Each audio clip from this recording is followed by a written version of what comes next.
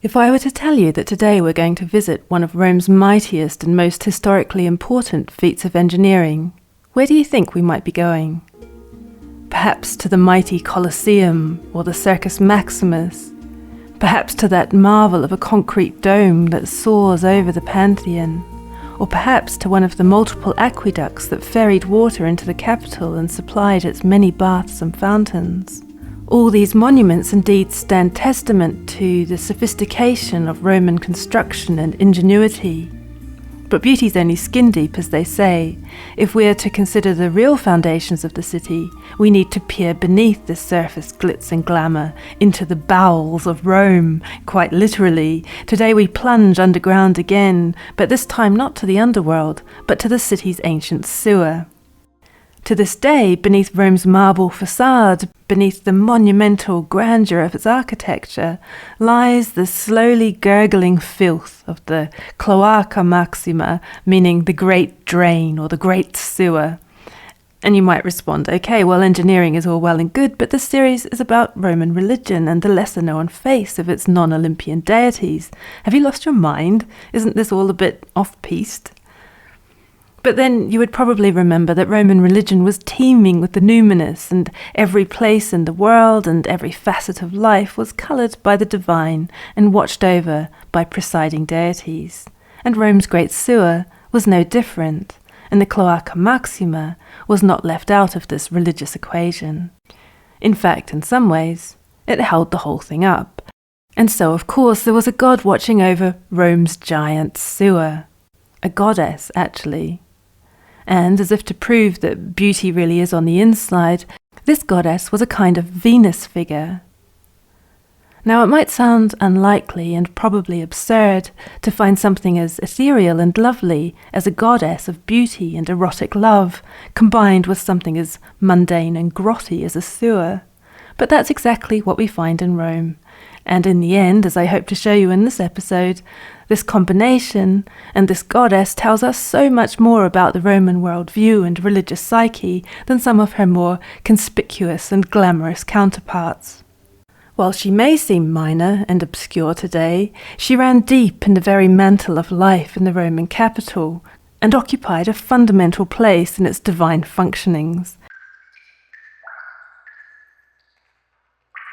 So I told you last time that having left the house and our exploration of the world of domestic religion, we would now spend some time in the streets of Rome exploring the crowds of gods that populated the urban space. But in fact, we're going to start bottom up, so to speak, and begin beneath those bustling streets. Let us descend into the sewer and the unlikely, but remarkable, realm of Venus, Cloacina.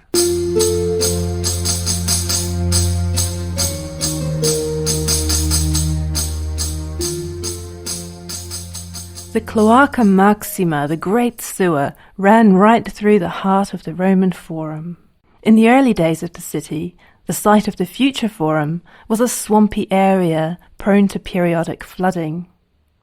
A small stream ran a winding course through it, dividing the community living on the Palatine Hill on one side from the settlements of the Quirinal Hill on the other. The Palatine was the future abode of Rome's rich and famous, and ultimately of its emperors, but in those days it was a simple rustic community. It's where Romulus himself was thought to have had his little hut. This community was, in other words, Latin, and roughly constituted the early Roman populace. The Quirinal, on the other hand, was inhabited by the neighbouring Sabini, the Sabine people, who had their own language and traditions. Pin that thought, as it will be relevant soon. This meandering little river and the swampy marsh between them is the future cloaca. Over time, as Rome grew and expanded, this swampy area needed to be drained so that it could sustain the foundations of the buildings that would become the administrative and commercial heart of the city. At first, an open canal-type trench was dug to channel the water and drain away floodwaters. But when space became a premium in the area, and probably also when the water flowing down this little river had become a little less healthy, and probably rather smelly, the open canal was covered over, and in a few places buildings were constructed above, although this was generally avoided. One building that did sit directly over it was the Basilica Aemilia, which was a civic building for business and meetings, and this was a bit of a disastrous decision, however, because the hollow ground beneath it was not sturdy, and the building caved in multiple times. Eventually, the underground tunnel had arches constructed to strengthen the construction and help hold up the ground above. By this point, the little river with which we started was very much a sewer in our sense of the word. It did still take away the storm water and help alleviate flooding, but it was also connected to the city's public latrines and bathhouses, and so the water was definitely less than salubrious.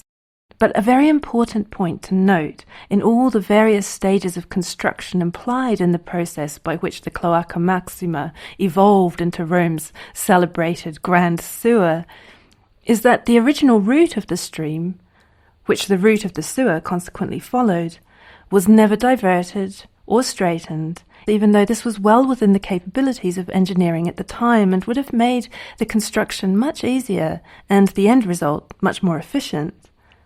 The reason it never happened, bar once, was nothing logistical. It was religious. Natural springs and flowing water were, to Roman thinking, part of the realm of the sacred, and while there was no problem creating giant aqueducts to divert gallons of water into the city, changing the actual path of the stream that flowed through it was clearly not considered a wise thing to do. So the Cloaca Maxima was an architectural construction which enshrined in stone a sacred domain, and this domain is, of course, the territory of Cloacina. She is the numen, or divine essence, of the waters of the Cloaca Maxima. And as a side note, her name is pronounced Cloacina in Latin and Cloacina in Italian, so you'll probably hear me swinging back and forth between the two.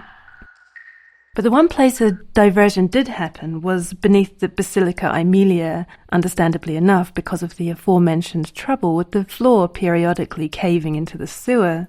This diversion was overseen not only by engineers and town planners, but all the necessary religious ceremonials to appease Cloacina. The marble foundations of her shrine are still visible today, although you might easily miss them as you walk around the puzzle of ruins that is the ancient Roman Forum. But if you are ever walking down the Via Sacra, the Sacred Way, past the Basilica Aemilia, be sure to look out for a circular structure in front of the steps at its entrance, at ground level of about 2.5 meters, that's roughly 8 feet in diameter. This is where Cloacina's shrine once stood. The foundations go very deep indeed, indicating that the shrine had stood on that spot and remained in use for a very long time as the forum evolved and the ground level slowly rose. Pliny records the legend lingering in the collective memory that before the shrine was ever erected on that spot, there had once grown a myrtle tree, and of all the plants and flowers associated with Venus, the myrtle was her favourite and most sacred. Directly beneath the site of this shrine, unseen by the tourists and all the clicking cameras, the cavernous sewer still stands, and her waters, though trickling now, still run. We can see what the shrine once looked like because numismatic evidence provides some details of its appearance. A denarius coin minted by one Lucius Musidius Longus in 42 BCE depicts the shrine, showing it indeed to be a circular platform with a decorative balustrade or lattice rail upon which stand 2 female statues. The platform is even labelled Cloacine on the coin, removing any doubt as to its identification. The 2 statue figures are usually interpreted as dual aspects of the goddess Cloacina Venus, though the precise reasoning for the 2 statues is unknown. On the flip side of the coin, Concordia is depicted, another Roman goddess who represents harmony. So what on earth is going on here with Venus and sewers and Concordia? What exactly did Cloacina represent? Well, her name may simply derive from cloaca, the Latin word for drain or sewer, but some ancient scholars derived it from the verb cloare or cluere, meaning to wash or to purify. This would identify her as the purifier, rather than a mere divinization of a sewer, and regardless of etymology, purification was definitely a large part of her role. Therefore, just like her characterization as a Venus figure, Venus Cloacina, as she was sometimes called, straddled apparent opposites: love and sewers, purity and filth. But, it must be stressed, she was not a Roman statement on love, although that might suit the modern state of affairs very well, nor was she a euphemistic allusion to the gutters of the human mind where Venus is concerned. Rather, there's something in this combination of high and low that speaks to the sacral nature of Cloacina's flowing water, even as it carries away impurities. Even more so, in fact, when she assumed the role of draining away the city's filth, her cleansing nature, her ability to purge, seems to have come to the fore. It may be in the past, when her waters were cleaner, purification was actually her original function. Certainly, the myth history of the city records it so. And if you recall, I asked you to remember that the original stream ran through the Forum Valley and separated the Palatine from the Quirinal and the Romans from the Sabines. And the reason I asked you to remember this is because, as you may know, these two tribes were, in the early days, often in conflict with one another. And the first of these conflicts was on account of the infamous Roman abduction of the Sabine women. The feisty Romans in their newly founded city, with a shortage of womenfolk, decided to raid their neighbours and steal some of their wives and daughters to fix the population problem. Understandably, the Sabines were none too pleased about this, and bloody and protracted war ensued. In the end, so the story goes, it was the women themselves who ended the war. They pleaded to their Sabine kin that they had grown happy and fond of their new Roman husbands and wanted their fathers and old husbands to stop fighting to get them back, as they said this would only cause them a second heartache, and many of them already had children and families at this point. So after the peace had been made, the Roman king, Titus Tatius, and a Sabine named Voranlus commanded their respective kinsmen to go down and purify themselves before Venus Cloacina. The myth thus casts her as the divine agent who purged the two peoples of the pollution of war, allowing them to unite across the border which she herself marked. It's not so extraordinary in this light to associate cleansing or purging with concord. That's unlikely what the coin of 42 BCE was referencing, though. If we note that 42 BCE was only 2 years after the assassination of Julius Caesar, we realize we're in the midst of a new escalating civil war between Mark Antony and the future Augustus. So it seems that Cloacina maintained her purging, peacemaking role. In legend, with somewhat dubious connotations of abduction, the king Titus Tatius was regarded as the founder of lawful marriage. The Venus aspect of Cloacina here emerges as a kind of purification of marital intimacy. In other words, Cloacina ensured that the physical relationship between husband and wife remained ritually clean, fruitful, free of defilement and the pollution of adultery. Certainly here too we can see how concord might be a result of this kind of purity. These aspects of Cloacina are put to use in Livy's history of Rome, where her shrine gains a tragic prominence. In an episode which Livy describes as a sacrilege born from depraved lust, nefas ab libidine ortum. The protagonist is a senator called Appius Claudius, who develops a lust for a young plebeian girl called Verginia. Livy goes to some lengths to stress that, although of a lowlier class, this family was cut of the kind of good, upstanding and virtuous cloth that Rome loved. Her father Verginius was a good army man, and her fiancé, Lucius Icilius, is a good politician who had held a powerful and much respected office as tribune of the plebs. Livy protracts and leverages the drama of this story because there's a whole lot of politics and history behind it, which need not detain us here. But the upshot is that this girl, as Livy explains, now in the bloom of her youth and beauty, excited Appius's passions, and he tried to prevail upon her by presents and promises. When he found that her virtue was proof against all temptation, he had recourse to unscrupulous and brutal violence. So his methods are horrendous and also nuts. He doesn't just revert to brute force to have his way with her. He gets her kidnapped and has one of his lackeys declare that this wasn't the daughter of Verginius at all, but actually one of his slaves. So the whole thing has to go to court.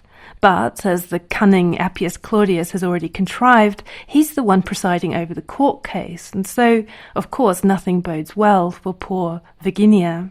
He rules that the correct identification of the girl is that of a slave, and thus condemns her to slavery, and by extension, his lust. Her father, in desperation, seeing no other way to save his daughter's honour and freedom, grabs a butcher's knife from a nearby stall and at the shrine of Venus Cloacina plunges it into his daughter's heart, and with her blood he declares that he curses the head of Appius Claudius.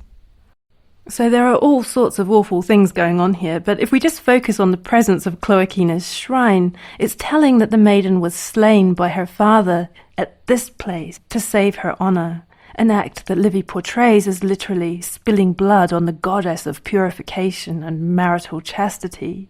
The message wouldn't have been lost on Livy's audience. The location of this terrible deed thus dramatised the clash between the sordid lust embodied by Appius Claudius, Verginia's abductor, and the sanctity of pudicitia, meaning modesty and sexual virtue, which is what Verginia displayed and what Cloacina protected. Livy is unique in specifying that Verginia was killed beside the temple of Venus Cloacina. This precise topographical note imbues the scene with a symbolic meaning. Some scholars, such as Andrew Falter, read it as Livy's commentary not only on violated pudicitia, or chastity, but also a statement about the ensuing cleansing wrath of the crowd that eventually restored justice and changed the political system that had allowed Appius Claudius to perpetrate such atrocities. So in this light, I think you can see that Cloacina doesn't represent some hilariously pragmatic spirituality that simply divinizes sewers. That was the sort of thing Christian detractors love to say about her. Cloacina has provided much fodder for later laughter and scorn. In late antiquity, for example, Christian polemicists gleefully derided Cloacina as evidence of pagan absurdity. Church fathers like St. Augustine and Lactantius listed her among Rome's indigenous gods, labelling her with obvious disdain as a goddess of the sewer. But already I hope it's clear that despite her rank, stinking abode, she actually symbolised something far more complex, more emotional, and surprisingly more lovely and pure. And when she was venerated, it wasn't straightforward waste and plumbing that people had in mind. Yet I don't want to play down the place she held in the city. She was most certainly the goddess of the sewer. So let's turn now from what she represented symbolically to what she represented physically, because it was a mighty and impressive thing that wended its dark, smelly way beneath the city streets. The Cloaca Maxima was not just a grubby, unmentionable pipeline out of sight and out of mind. It was one of Rome's great monuments, monumental in scale and monumental in function. Livy declared that nothing in his age was comparable to Rome's great sewer. And when Dionysius of Halicarnassus, a Greek writing in the 1st century BCE, thought about all the accomplishments of Roman engineering, he named his top 3 as aqueducts, paved roads, and sewers. The earliest phases of construction date to the 6th century BCE, chronologically at least putting the archaeology somewhat in alignment with the myths of Titus Tatius the king. Plautus, the comic playwright, refers to it in the 3rd century as a canal, suggesting it was still open at that relatively late point, but it seems to have been covered over at some point in the 2nd century BCE.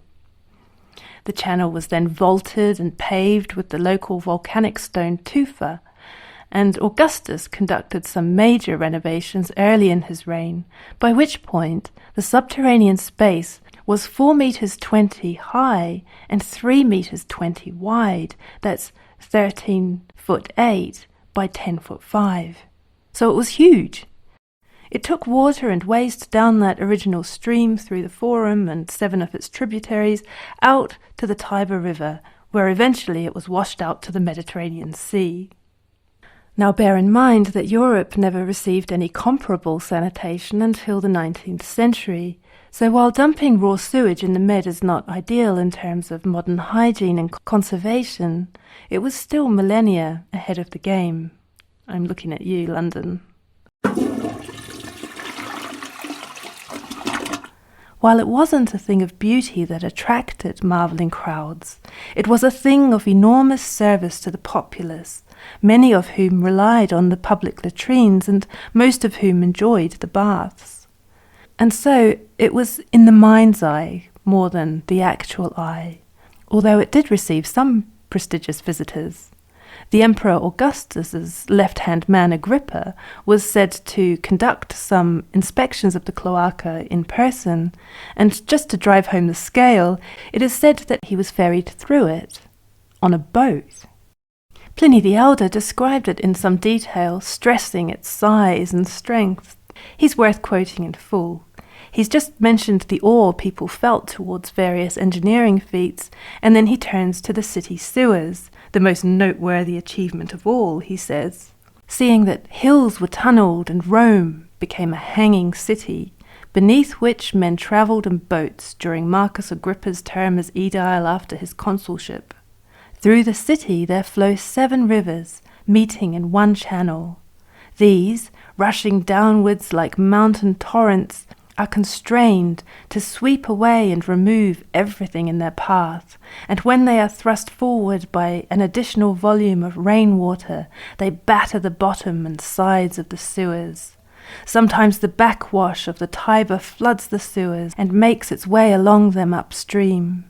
Then the raging floodwaters meet head-on within the sewers, and even so the unyielding strength of the fabric resists the strain. In the streets above, massive blocks of stone are dragged along, and yet the tunnels do not cave in. They are pounded by falling buildings which collapse of their own accord or are brought crashing down to the ground by fire. The ground is shaken by earthquakes, but in spite of all, for 700 years from the time of Tarquinius Priscus, the channels have remained well nigh impregnable.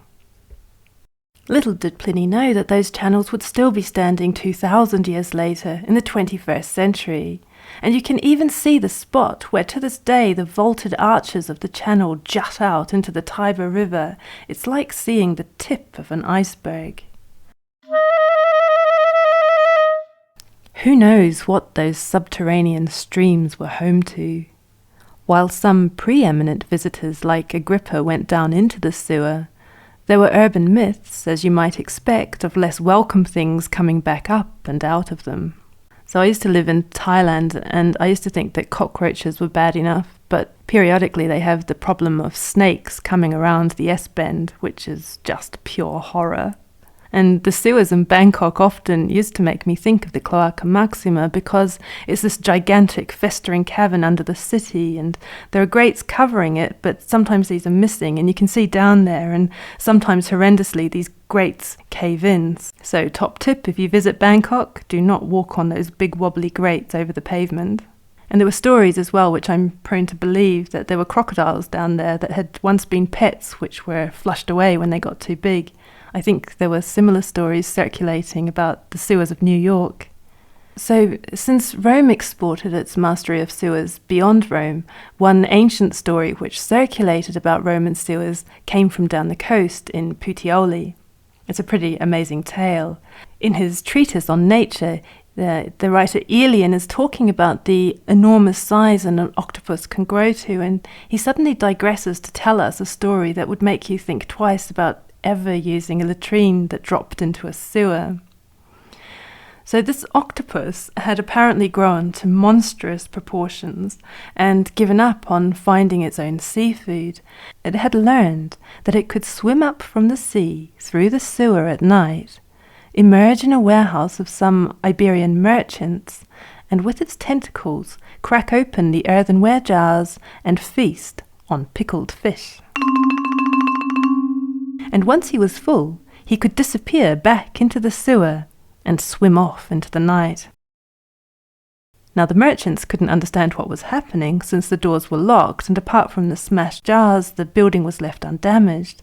So it wasn't until they stationed a servant in the warehouse overnight that the mystery was solved. To the servant's horror, he watched in stunned terror as the octopus cracked open the jars and had his fill of pickled fish. He was understandably too afraid to move or try to do anything about it. And so finally, on a following night, a whole group of people had to wait and ambush the clever octopus, who had, alas, had his last banquet, and they set upon him with knives.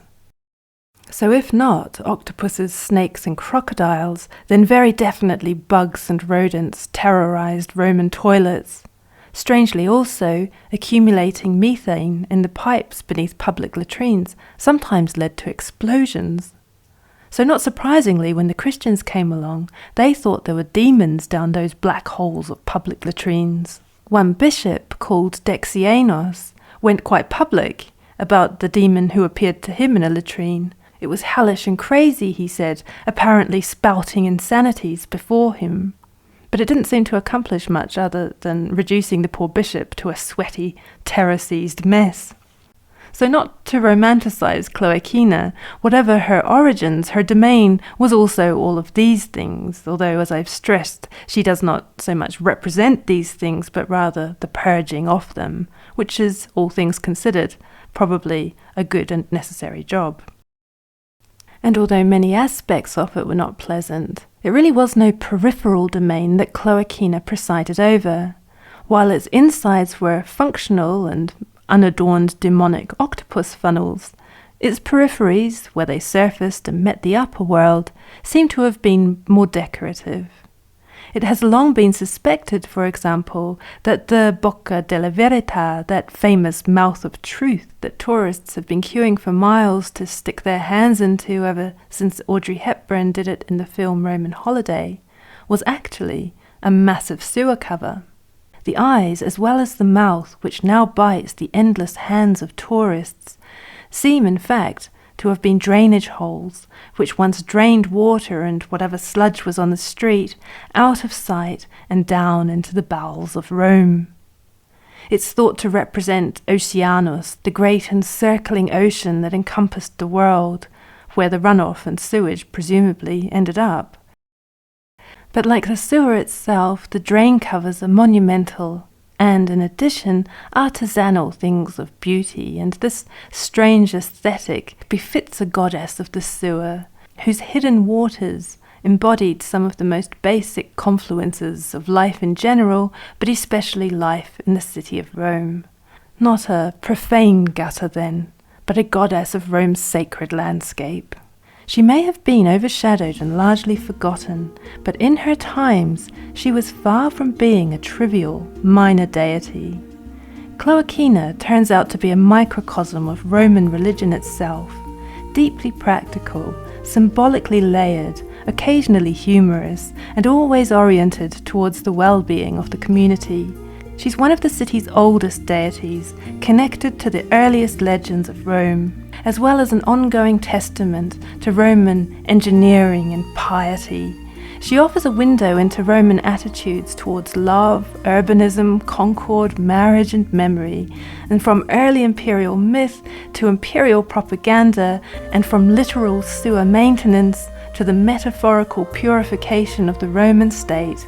Cloacina stood at the intersection of purity and filth, and our Venus of the sewer purged the capital in body and spirit for centuries.